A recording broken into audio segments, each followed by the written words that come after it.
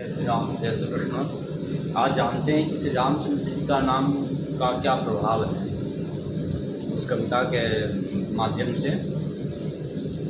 दम दुर्गम दान दयामक कर्म सुधर्म अधीन सबैधन को तप तीरथ साधन जोग विराग सो देह नहीं दृढ़ता तन को तप तीरथ साधन विराग सो होई नहीं दृढ़ता तन को कलिकाल कराल में राम कृपालु यह अवलंब बरे मन को तुलसी सब संजम हीन सब एक नाम आधारु सदा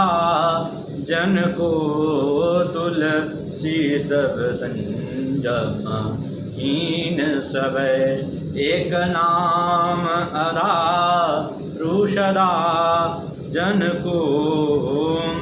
इनका तो हिंदी में अर्थ है दम अर्थात इंद्रियां निग्रहण कठिन है, दान दया यज्ञ कर्म और उत्तम धर्म सब धन के अधीन है, तप तीर्थ और योग साधन वैराग्य होते हैं, वैराग्य से उत्पन्न होते हैं, किंतु मन की दृढ़ता तन की भी नहीं है। मन की दृढ़ता तन की भी नहीं है। इस कराल कलिकाल में राम कृपालु है, यही मन के लिए बड़ा अवलंब है। गोस्वामी जी कहते हैं कि सब लोग सब प्रकार से संयमों से रहित है, भक्तों को सदैव एक राम नाम ही आधार है। उनको सिर्फ राम नाम के अलावा और कुछ नहीं करनी चाहिए, उनका एक ही आधार है, बस राम नाम। क्योंकि आप भक्ति बिना भजन से नहीं सक्सेस हो पाएगा आपका, है ना। प्रारंभ में एक बताया गया है इसमें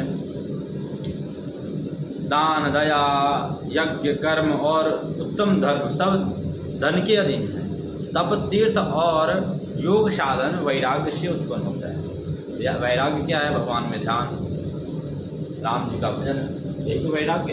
भगवान जी का भजन हो रहा है, राम जी का भजन हो रहा है, आप वैराग्य किए हो रहे हैं क्योंकि आपका मन भगवान में। वैराग्य मतलब क्या? भगवान का अधीन होना, भगवान को समर्पित होना, यही तो वैराग्य है।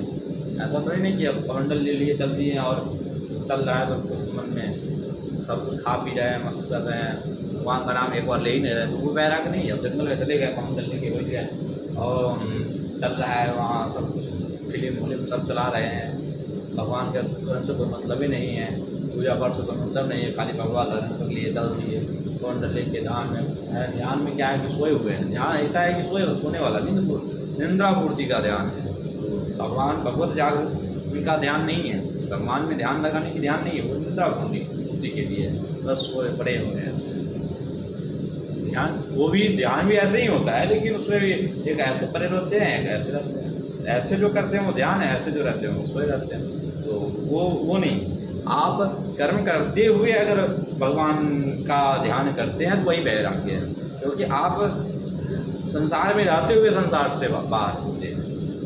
अगर आप भगवान को बसते हैं ना, तो संसार में रहते हुए संसार से बाहर है, और संसार से बाहर होते हुए आप वैराग्य लेते हुए जंगल में रहते हुए और संसार की चिंता करते हैं। संसार चिंता मतलब संसार के विषयों को सोचते हैं, जहाँ ये फल खाना चाहिए, ये सब्जी आनी चाहिए, हमको ये पाना है, तो ये फिर आप का वैराग्य नहीं।